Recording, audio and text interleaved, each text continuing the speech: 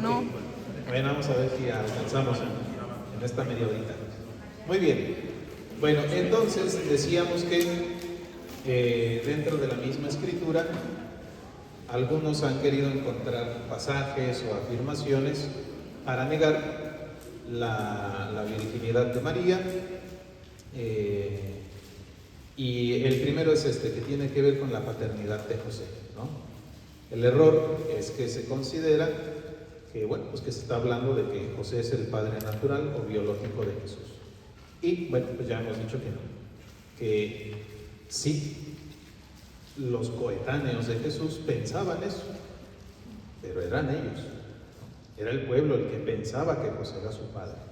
Pero la misma escritura nos deja ver que no, que se trata de una paternidad legal, no natural.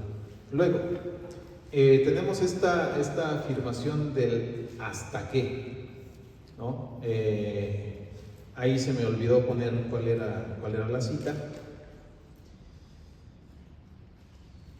Y no me acuerdo. Es en Mateo, en el mismo relato del nacimiento de Jesús, ¿no? Bueno, el punto es que el autor sagrado dice que José no conoció a su mujer hasta que nació el niño. Hasta que nació el niño. Ajá. Bueno, de ahí algunos han dicho, entonces si no la conoció hasta que nació el niño, después sí la conoció. Antes de que naciera Jesús, no tuvieron intimidad, pero después sí, ¿no?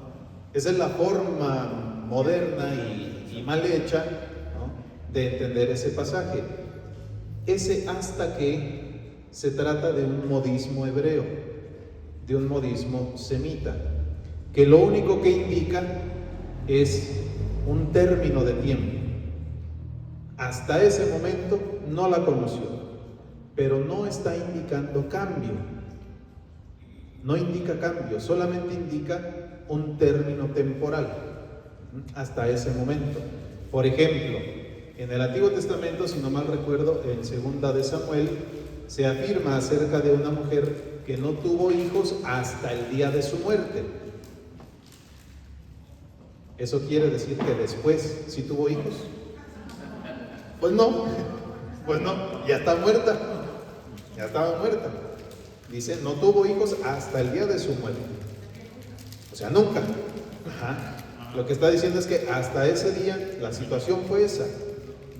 No está afirmando nada de lo que viene después. Por ejemplo, otra. Yo estaré con ustedes todos los días hasta el fin de los tiempos. ¿Quiere decir que cuando llegue el fin de los tiempos Jesús se va a ir? ¿Va a dejar de acompañarnos? No. Mateo 1:25. Mateo 1:25, ahí está, eso mero. Es el de hasta qué, ¿verdad? Sí. No conoció a su mujer hasta que nació el niño. Muy bien. Tenemos otro. San Pablo dice, Cristo reinará hasta que todos sus enemigos estén puestos a sus pies. ¿Eso significa que después va a dejar de reinar? No, Cristo va a seguir reinando. Entonces, lo que encontramos ahí es solamente eso, un modismo, una forma de hablar propia del pueblo hebreo para indicar solamente eso, un término temporal, un término cronológico. Hasta este momento las cosas fueron así, pero no está afirmando nada de lo que sucede después, ni es la intención, en este caso, de San Mateo. Su intención no es decir, después pasó esto y esto, no. Simplemente es decir, hasta ese momento no hubo intimidad. No quiere decir que después la cosa cambió. Solamente le interesa señalar que hasta ese punto así fueron las cosas. ¿Para qué? Para indicar la concepción milagrosa virginal de Jesús. Bueno, entonces ese hasta qué no funciona. Luego, se le llama primogénito. Algunos dicen, si se le llama primogénito, entonces quiere decir que es el primero de muchos, ¿no? Pero no. El primero es el primero, sea que después vinieron 10 o que no vino ninguno. El primero es el primero, punto. Punto. ¿Sí? Entonces, esta designación de primogénito no está indicando que él es el primero de muchos. Simplemente está indicando es el primer varón. Y para el pueblo de Israel, recordarán ustedes, eso es importante. El primer varón, en recuerdo de los primogénitos que fueron rescatados en Egipto del ángel exterminador, en recuerdo de esos primogénitos que fueron rescatados, a Yahvé se le consagra el primer hijo varón. Y a eso se le llama ser el primogénito. Pues no se puede decir unigénito. No lo había pensado. En algunas partes de repente como que nombran unigénito. No lo pusiste. Se le llama unigénito del Padre. O sea, respecto de Dios Padre, sí se le llama a Cristo el unigénito. Es el único generado del Padre. Pero acá, respecto de su ser hombre, más bien se le llama primogénito. Necesito investigar por qué no se le llama también unigénito. Habría que revisar. Pero me parece que al menos tiene que ver precisamente con el hecho de que se trata de un término legal, de un término que tiene que ver con la ley. ¿Y qué implica eso? Ese hijo, que es el primer varón, se le consagra a Dios, se le entrega a Dios. Yo me imaginaría que va por ahí el asunto. Se trata de un término legal, y por eso se utiliza primogénito en lugar de unigénito. Después tenemos también el tema de esta expresión de los hermanos de Jesús, ¿no? Que muchos han querido decir, pues ahí está más claro que el agua, ¿no? Si está diciendo que son hermanos de Jesús, luego entonces María tuvo más hijos. Lo que se les está olvidando a quienes piensan así, a quienes piensan que se están designando hijos biológicos de María, es que otra vez se trata de un modismo semita.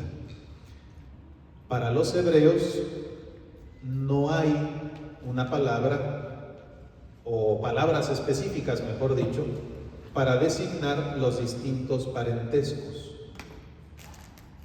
Se utiliza siempre la misma palabra, hermanos, para todo, ¿no? Si es primo segundo, hermano tercero, no sé qué, no sé cuál, es hermano, punto. Entonces, aunque se escribe, el Nuevo Testamento se escribe en griego, y en griego sí hay palabra para distinguir al hermano del primo. En griego sí. Pero el escritor sagrado está respetando la mentalidad judía.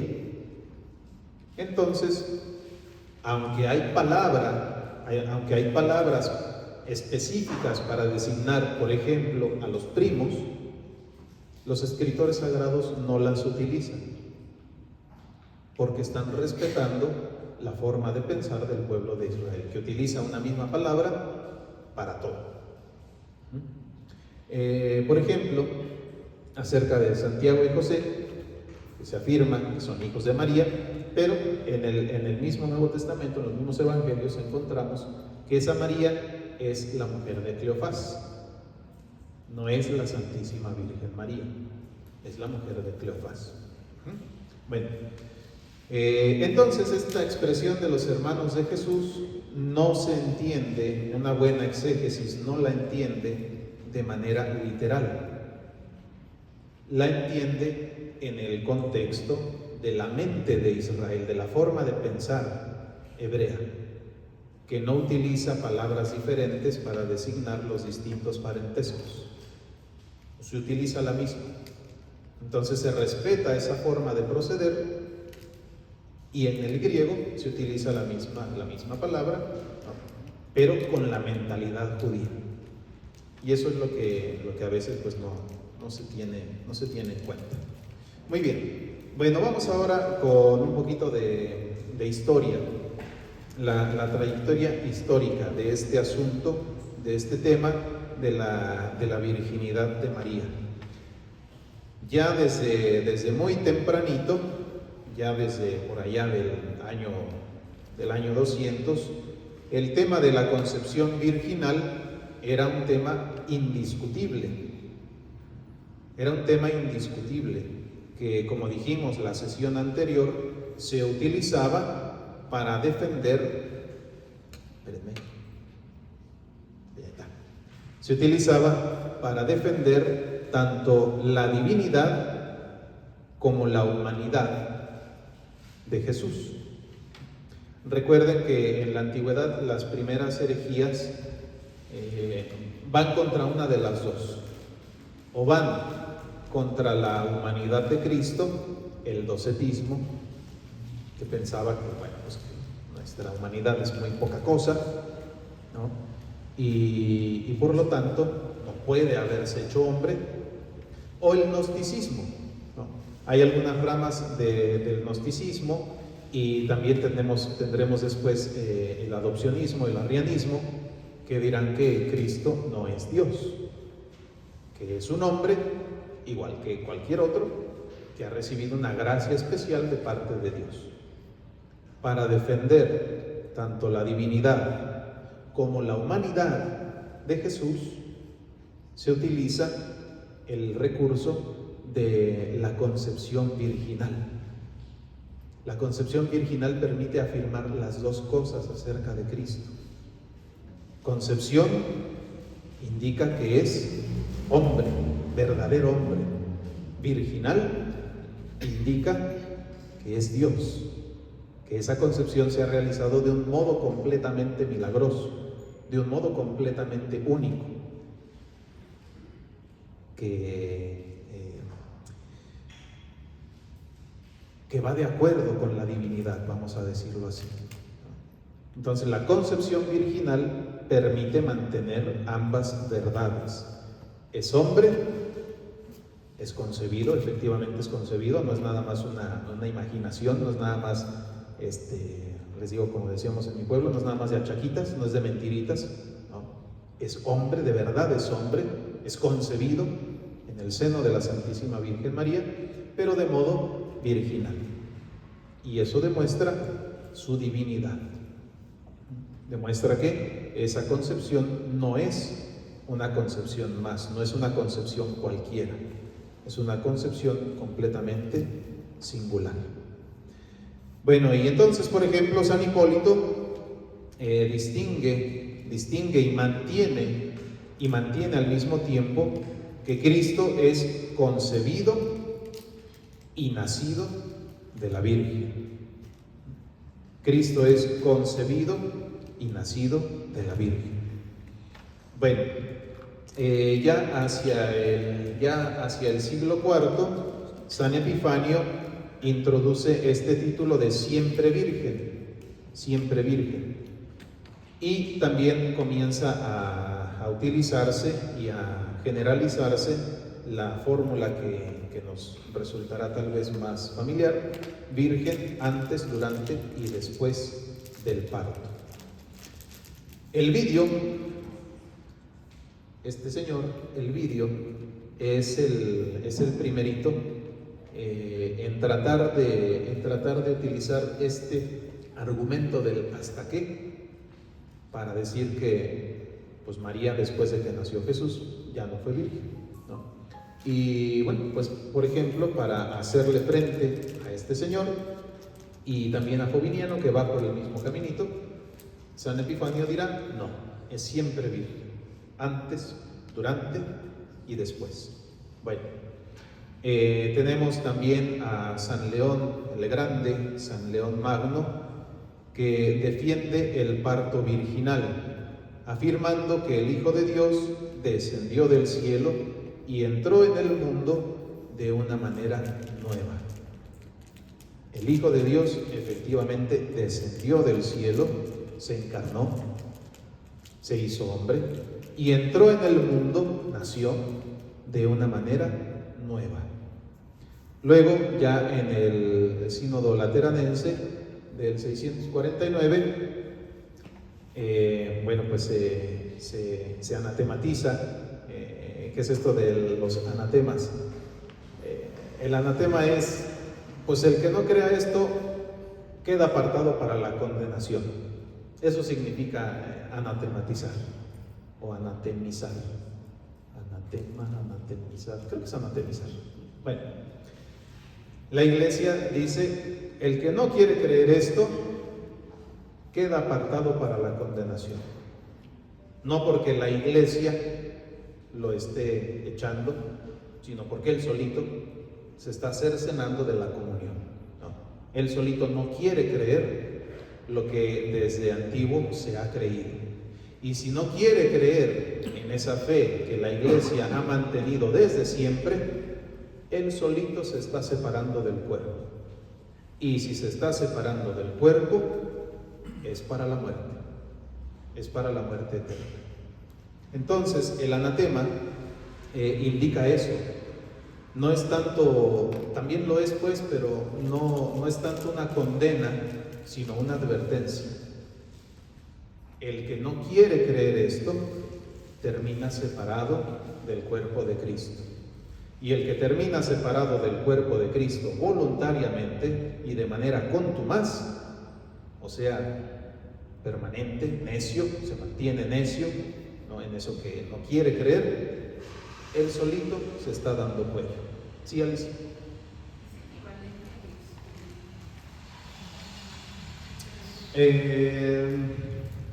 Tiene que ver con la excomunión. Sí, también tiene que ver. Ajá. Sí, precisamente en este sentido, ¿no? De que el que no quiere creer puede permanecer, podría permanecer, ¿no? A ver, sí les cuento porque no creo que lo conozcan. Yo, por ejemplo, tuve un profesor en el seminario. No creo que lo ubique porque no voy a dar más detalles. Yo tuve un profesor del seminario que decía que después del parto María dejó de ser virgen, que físicamente lo lógico es que haya dejado de ser virgen. Entonces, un profesor del seminario, un sacerdote diocesano, no, somos 200, no creo que le atinen. Un sacerdote diocesano diciendo que María, después del parto de Jesús, dejó de ser virgen. No. Tenemos un problema. Tenemos un claro problema. Porque esto es lo que la Iglesia propone como verdad definitiva para creerse. Esto no es si quieres. No, esto es si quieres ser católico, tienes que abrazar estos aspectos de la fe. Son parte integral de la fe. No puedes decir, esto sí, como que no, este otro sí, no. Si quieres ser católico, abraza las verdades de la fe que la Iglesia propone para creerse. Entonces, por ejemplo, este sacerdote, ¿está excomulgado? No. Ahí anda. Ahí anda echándole ganas. No está excomulgado. Y puede ser que en este momento, porque estamos hablando de ya hace muchos años, ¿no? Más de 10 años que él me dio clases, ¿no? Puede ser que en este momento ya él haya rectificado y que crea, efectivamente, el día de hoy, crea que María es virgen antes, durante y después del parto. Y entonces estamos ok, estamos bien. También podría ser que no. Que él siga creyendo que María dejó de ser virgen después de dar a luz. Y puede ser que siga enseñando eso. Puede ser. Por eso hice la aclaración, ¿no?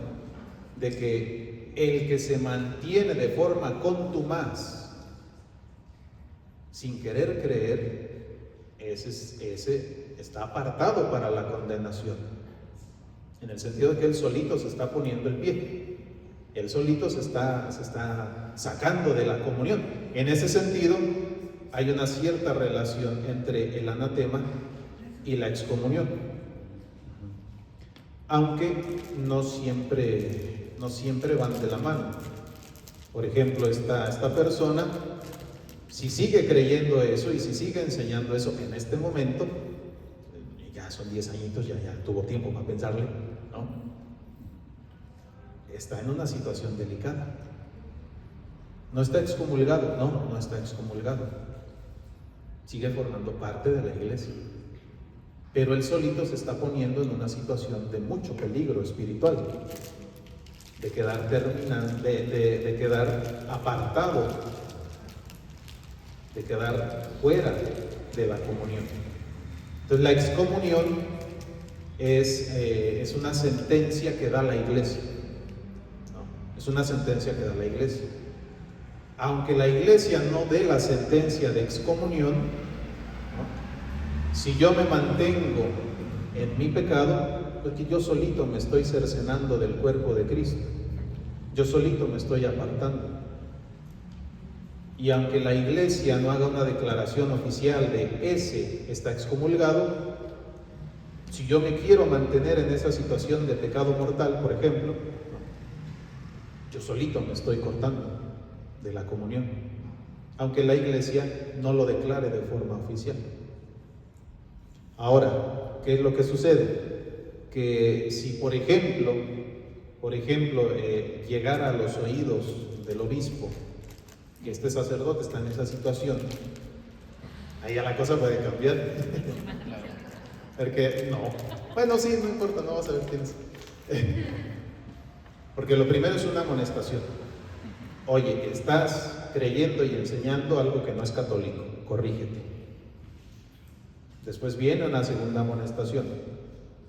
Esa segunda amonestación, si mal no recuerdo, no estoy bien seguro, pero si mal no recuerdo, esa segunda amonestación ya podría venir con la dimisión del estado clerical.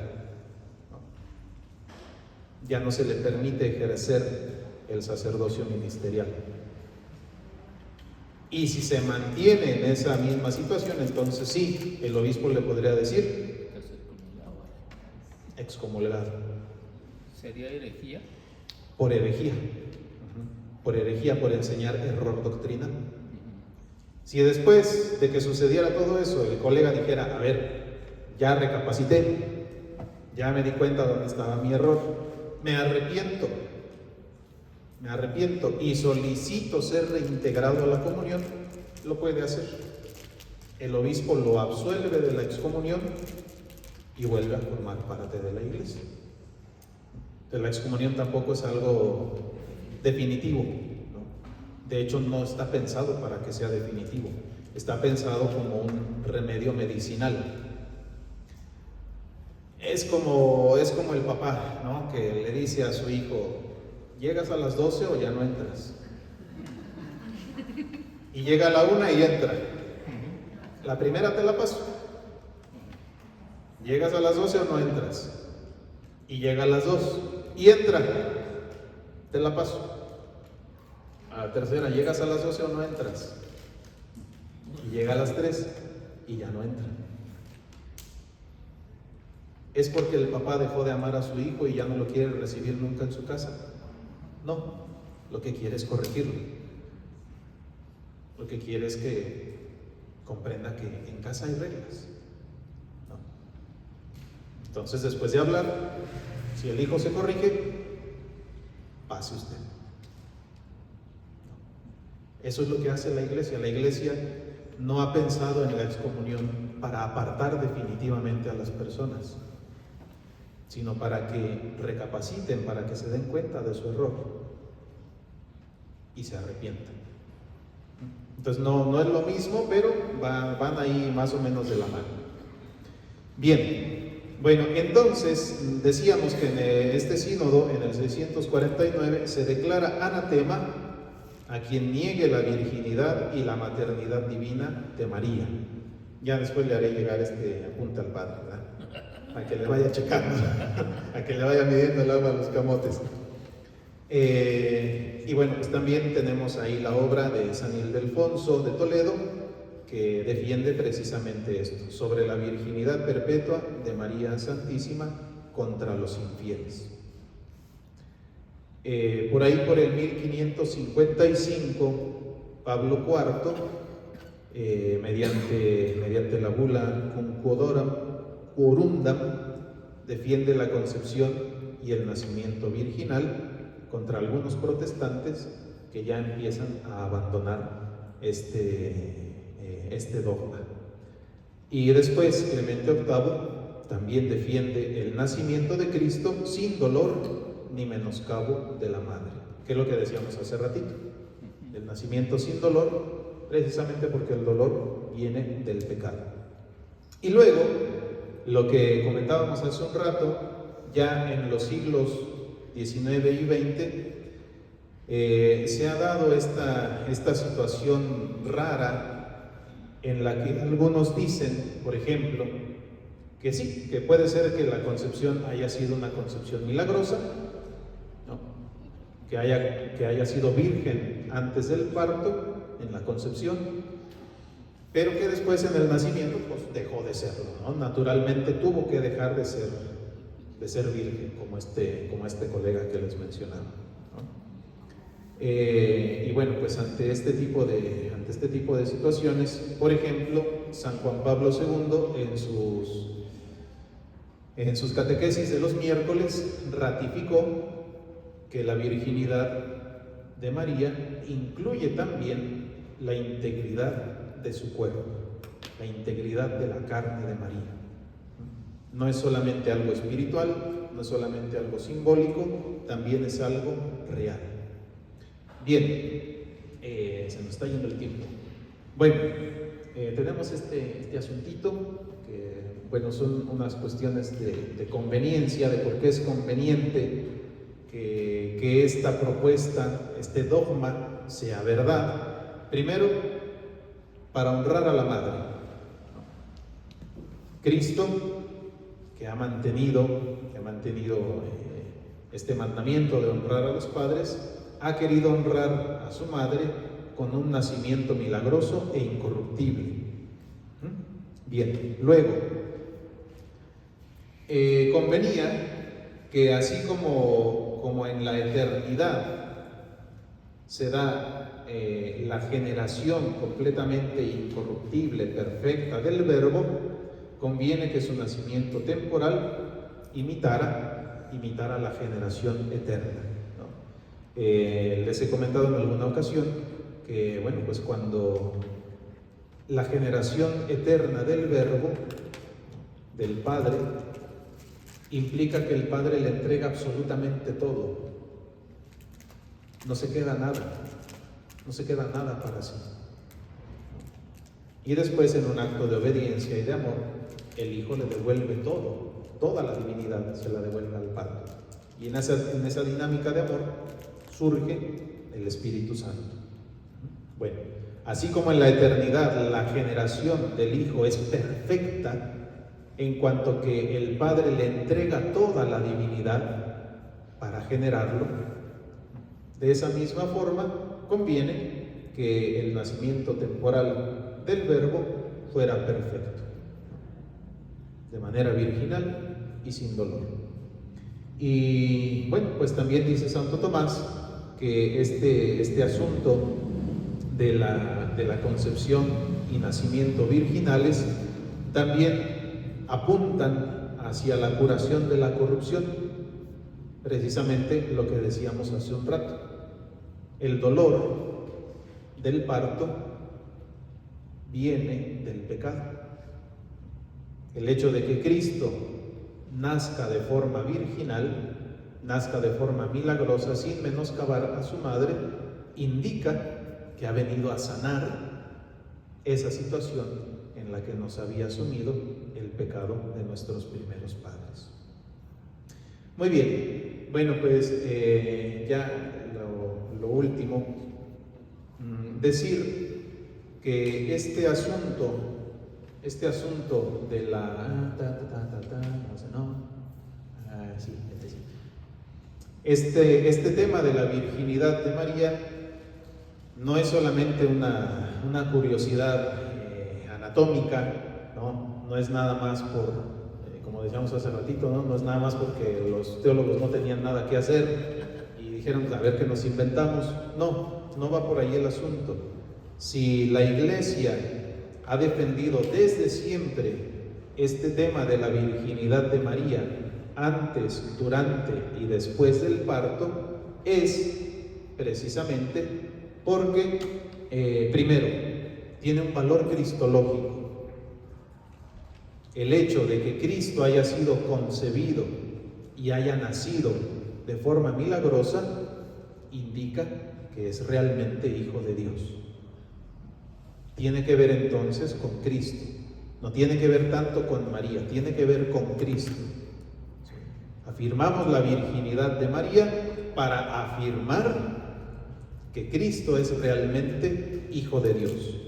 Por eso tanto su concepción como su nacimiento son completamente únicos, milagrosos.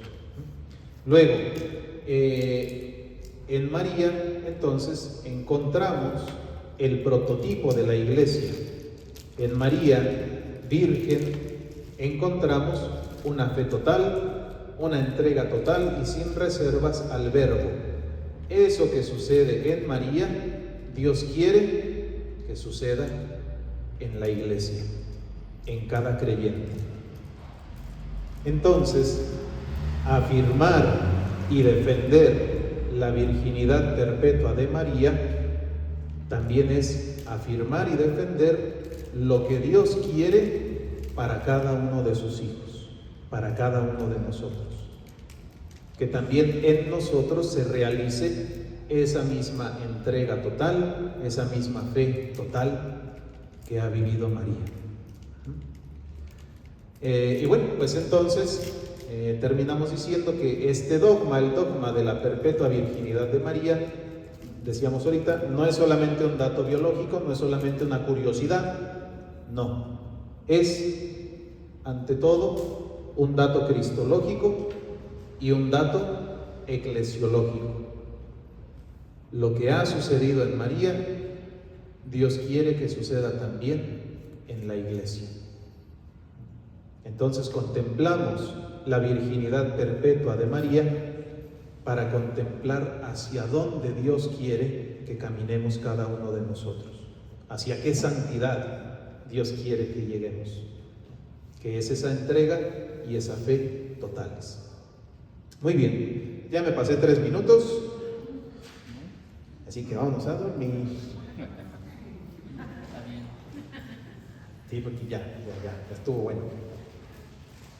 Muy bien, bueno, pues nada, tío, ya con eso terminamos por el día de hoy y nos vemos de ahí en 8 primeramente Dios para continuar. Pónganse de pie para darle gracias. El Señor esté con ustedes. Y con tu espíritu. La bendición de Dios Todopoderoso, Padre, Hijo y Espíritu Santo, descienda sobre ustedes y permanezca para siempre. Amén. Amén. Muchas gracias por su atención. Buen regreso a sus hogares. Dios les bendiga. Buenas noches.